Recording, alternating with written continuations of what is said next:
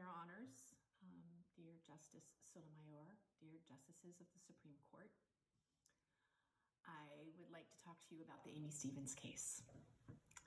I am a cisgender woman, meaning I am not a transgender woman. I am a lesbian. I think I might also be bisexual and a little bit queer and a little bit pansexual, but that's beside the point. I'm not sure how much time you've spent with transgender people, but I've spent quite a bit.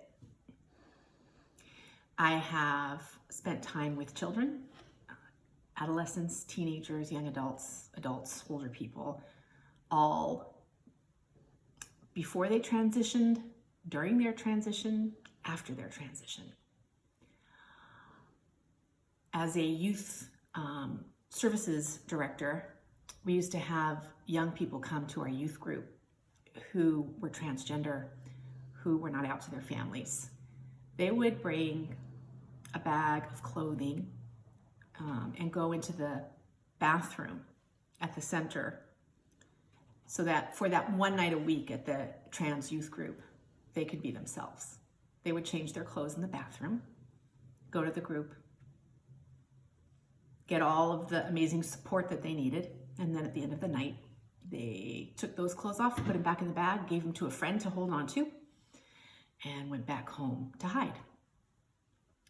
I have seen over and over again the effects of this hiding and of the shame and humiliation that comes with people not understanding who they are. And it's devastating.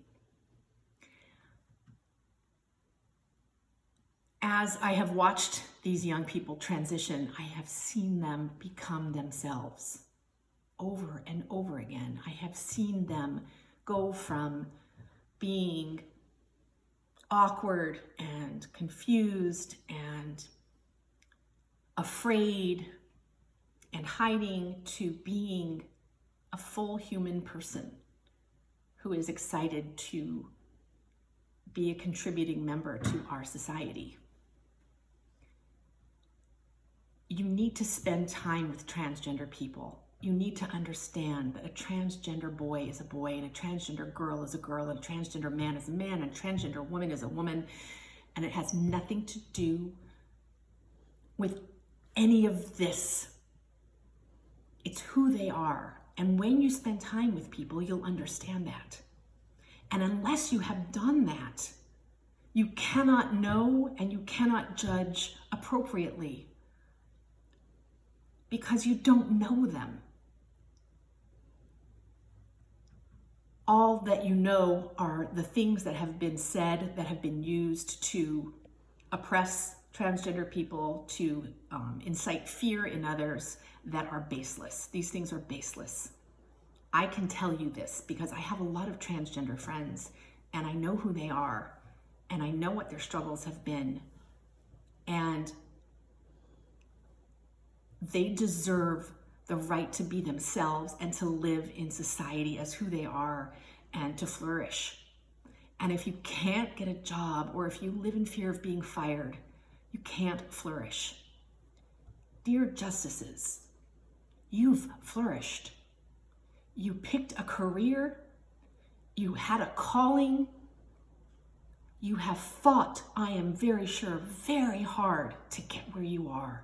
You have stayed up many nights, you have studied, you have researched, you have written, you have gone to meetings, you have traveled the country, you have listened to so many different arguments, you have learned everything you could so that you could become a person at the height of any career.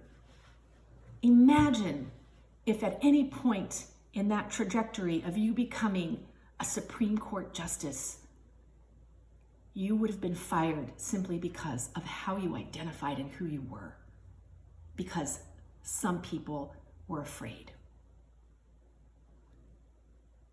I think, given that you really understand what it means to work for good and to work for something that means everything to you and to have work and to be able to work, you have to understand how important this is and the right to work and the right to be yourself is vital to all of us.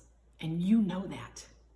And so I implore you to make sure that transgender people are not discriminated against in the workplace or in any other place. Thank you. What's your name? Laura Kanter.